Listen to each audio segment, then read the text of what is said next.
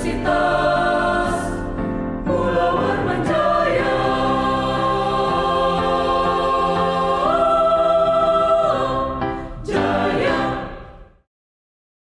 Assalamualaikum warahmatullahi wabarakatuh. Perkenalkan, saya Setia Utomo SHMKN. Saya dari Fakultas Hukum Universitas Mullah Warman. Di dalam bidang pengajaran, saya mengampu mata kuliah Hukum Agraria di Fakultas Hukum Universitas Mullah Warman. Adapun mata kuliah Hukum Agraria terletak pada semester 3, di mana bobot SKS mata kuliah Hukum Agraria adalah 3. Di dalam proses kurikulum mata kuliah Hukum Agraria, mata kuliah Hukum Agraria berada pada mata kuliah inti, sehingga seluruh mahasiswa Fakultas Hukum Universitas Mullah Warman akan mengampu mata kuliah Hukum Agraria di Fakultas Hukum Universitas Mullah Warman. Di dalam proses pembelajaran Hukum Agraria tentu ada tim pengajar mata kuliah Hukum Agraria, sebagaimana Ibu Rahmawati Al-Hidayah SHLLM, Ibu Wiwi Harjanti SHLLM, Bapak Aryo Subroto SHMH, Bapak Setio Utomo SHMKN, Bapak Sopwan Rizko Ramadoni SHMH, dan Ibu Khairunisa Nur Asufi SHMKM. Tim pengajar mata kuliah Hukum Agraria, kami melakukan pembagian di beberapa kelas dengan pembagian beberapa materi-materi yang akan disampaikan dalam mata kuliah Hukum Agraria. Di dalam proses pembelajaran Hukum Agraria, ada sekilas mengenai mata kuliah Hukum Agraria. Yang pertama, deskripsi dari mata kuliah Hukum Agraria sebagaimana membahas mengenai konsep pengaturan keagrariaan dan perkebunan di Indonesia.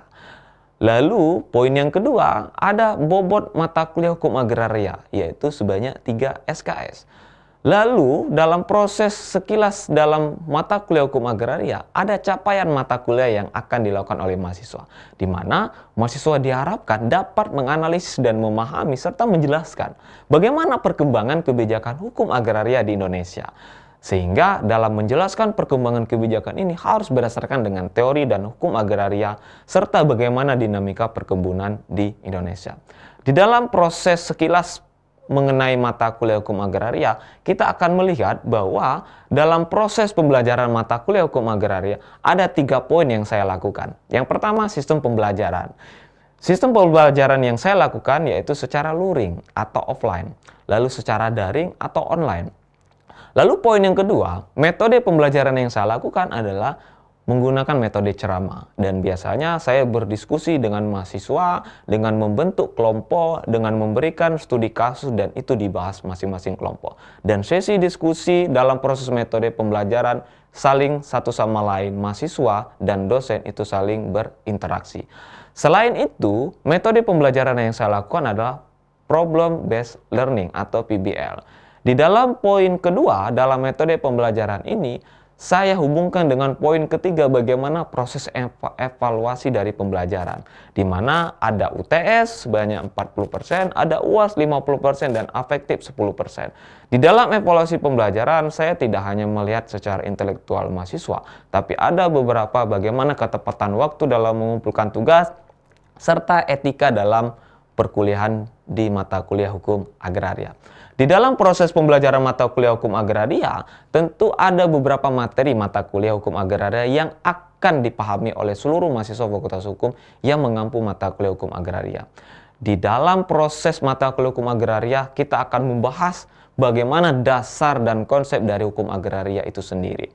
Sehingga di dalam pertengahan proses pembelajaran mata kuliah Hukum Agraria, kita akan sampai dengan tahapan bagaimana konsep reforma agraria di Indonesia. Hingga tahapan terakhir, sesi terakhir mata kuliah Hukum Agraria, kita akan membahas mengenai konsep pengaturan hukum perkebunan di Indonesia yang berkaitan dengan otonomi daerah serta masyarakat adat, terutama di dalam berbagai sektor kehutanan dan sektor lingkungan. Dari materi mata kuliah Hukum Agraria, mahasiswa bisa mencari rujukan dalam proses pembelajaran mata kuliah. Sebagaimana yang pertama adalah buku Budi Harsono. Ini adalah buku fenomenal. Kenapa fenomenal? Karena buku ini dimiliki oleh seluruh mahasiswa Fakultas Hukum Universitas Mullah Warman. Karena dia mengkaji dan membahas secara komprehensif bagaimana hukum agraria di Indonesia. Lalu ada buku Urip Santoso, lalu ada buku Supriyadi, dan penunjang lainnya yang itu bisa menambah wawasan dalam pembelajaran mata kuliah Hukum Agraria. Bisa saja melalui peraturan perundang-undangan, lalu naskah jurnal nasional maupun internasional dalam rentan waktu 5 tahun terakhir. Ini merupakan bagian rujukan pembelajaran mata kuliah dan biasanya mahasiswa lebih aktif mencari di beberapa literatur yang lainnya.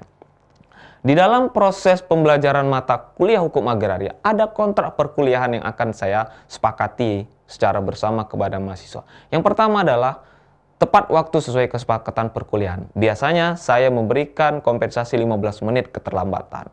Lalu yang kedua, mahasiswa diharapkan menjaga etika dan attitude selama proses perkuliahan. Karena ini bagian dari tahapan pembelajaran perkuliahan di mata kuliah hukum agraria. Dan kontrak perkuliahan ini harus disepakati antara dosen dan mahasiswa. Baiklah, sekian pemaparan dari saya sebagai dosen di Fakultas Hukum Universitas Mulla Warman dan mengampu mata kuliah hukum agraria. Dan nanti akan ada penayangan video dalam proses pembelajaran mata kuliah hukum agraria. Sekian dari saya, terima kasih. Wassalamualaikum warahmatullahi wabarakatuh. Oke, bismillahirrahmanirrahim. Assalamualaikum warahmatullahi wabarakatuh. Oke, kembali lagi di pertemuan ke-9 mengenai mata kuliah hukum agraria. Oke, pertemuan 9 sebelumnya kita sudah bertemu di pertemuan ke-8. Ada yang tahu pertemuan ke-8 kita membahas mengenai apa? Oke, pengadaan tanah. Jadi apa itu pengadaan tanah? Tentang pengadaan tanah yang membahas tentang kepentingan umum, Pak, yang membahas tentang penataan tanah di Indonesia, Pak. Oke, pengadaan tanah yang berhubungan dengan kepentingan umum yang itu akan berhubungan dengan bagaimana akses terhadap tanah. Oke, itu sedikit review dari pertemuan ke-8. Oke, kita akan kembali ke pertemuan ke-9 setelah tadi kita sedikit mereview pertemuan ke-8. Di dalam pertemuan ke-9 ini kita akan membahas mengenai reforma agraria di Indonesia.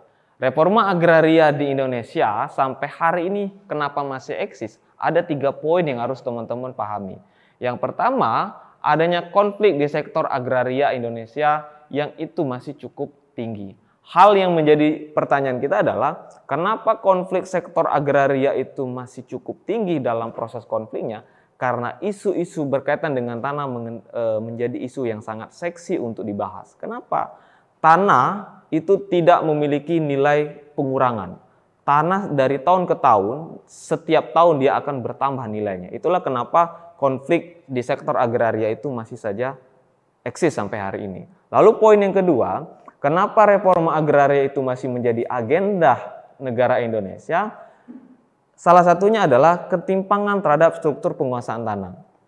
Kenapa ketimpangan struktur penguasaan tanah? Karena sampai hari ini ada satu orang memiliki ribuan hektar tanah. Dan ada satu orang yang tidak memiliki 1 meter persegi pun tanah. Itu artinya adanya ketimpangan dalam struktur penguasaan tanah. Lalu poin yang ketiga adalah banyaknya tanah yang tidak dimanfaatkan. Dalam aspek ini kita akan melihat bagaimana tanah-tanah yang terindikasi terlantar. Tanah-tanah yang terindikasi terlantar inilah sebagai contoh perusahaan yang diberikan status hak guna usaha yang itu sejumlah 3.000 meter persegi dan ternyata 2.500 meter persegi dia gunakan, 500 meter persegi dia tidak gunakan. Itu menjadi tanah yang terindikasi terlantar. Jadi 3 poin inilah kenapa reforma agraria masih saja menjadi agenda di negara Indonesia. Lalu yang selanjutnya, kalau kita berbicara mengenai reforma agraria, kita akan melihat bagaimana dasar hukum reforma agraria. Sampai hari ini pun, Peraturan Presiden nomor 62 tahun 2023 itu berbicara mengenai percepatan pelaksanaan reforma agraria. Karena sampai hari ini banyak penataan kembali terhadap struktur-struktur penguasaan tanah yang tidak maksimal. Lalu reforma agraria yang hari ini dilakukan adalah bagaimana penataan akses dan penyediaan akses.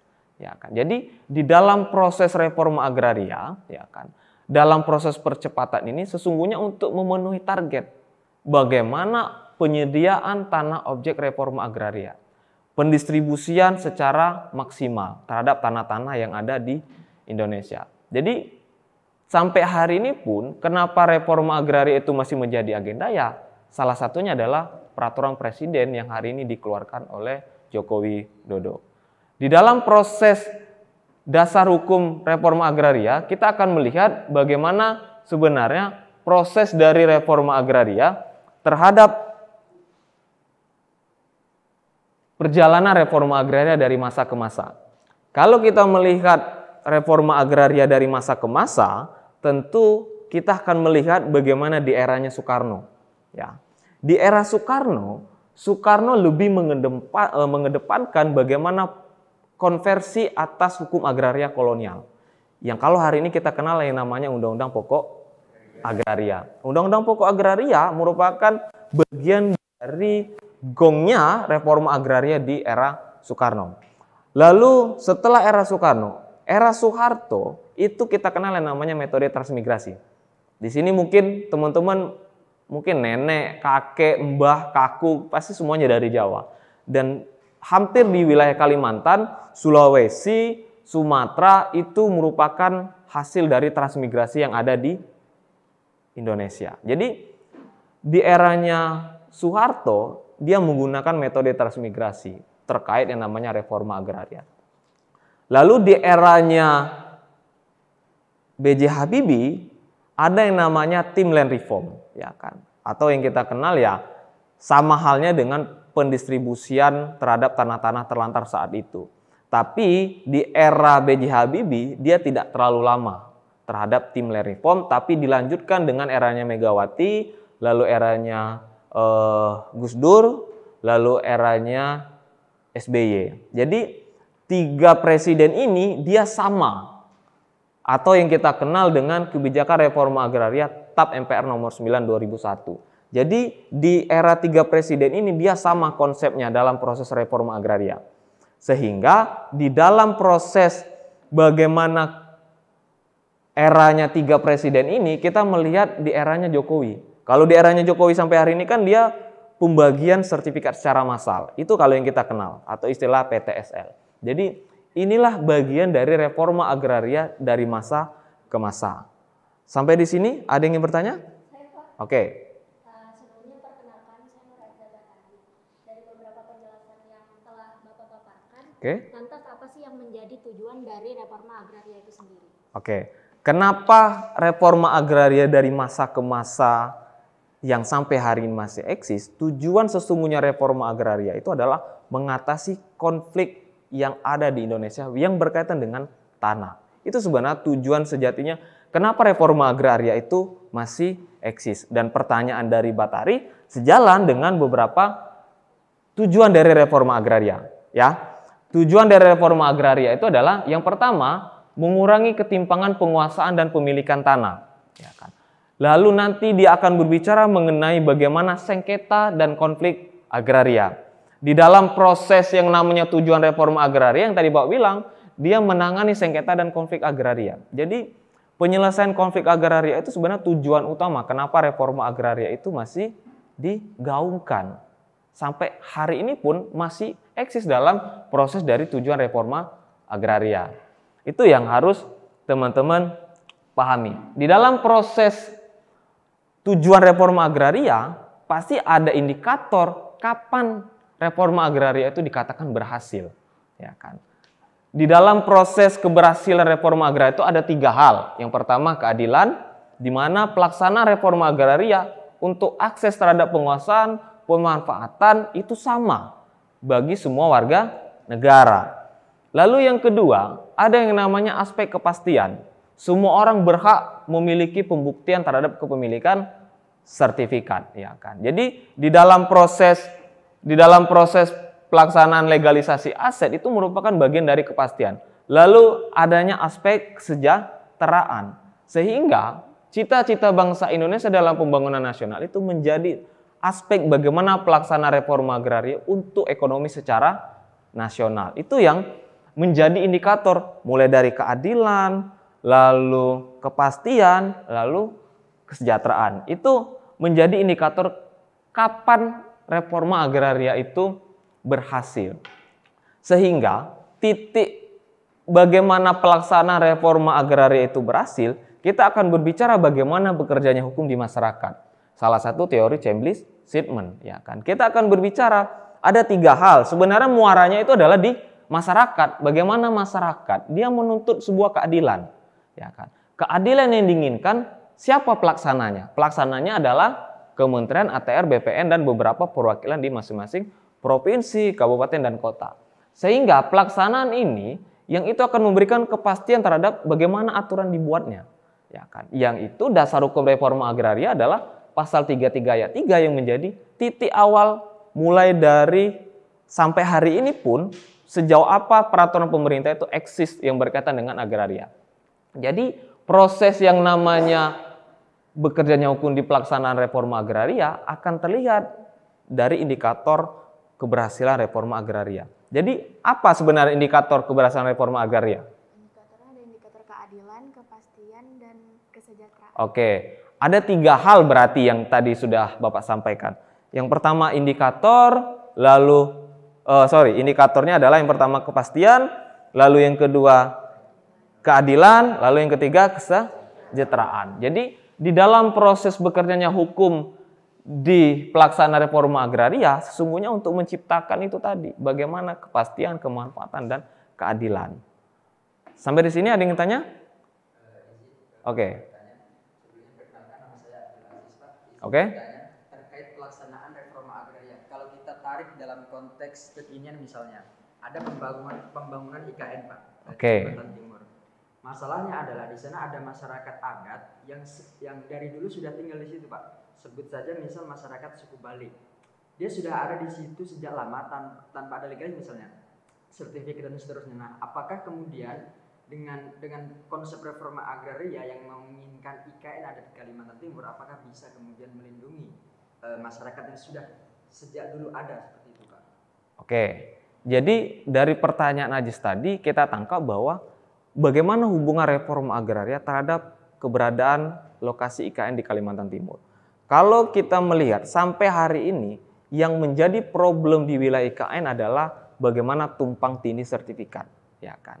Dan suku Balik yang ditanyakan oleh Ajis tadi, ya kebetulan pada saat Bapak pernah meneliti dengan Pak Aryo dan Bu Rama, memang suku Balik itu dia lebih dulu tinggal di sana, ya kan. Jadi kepemilikan atas sebuah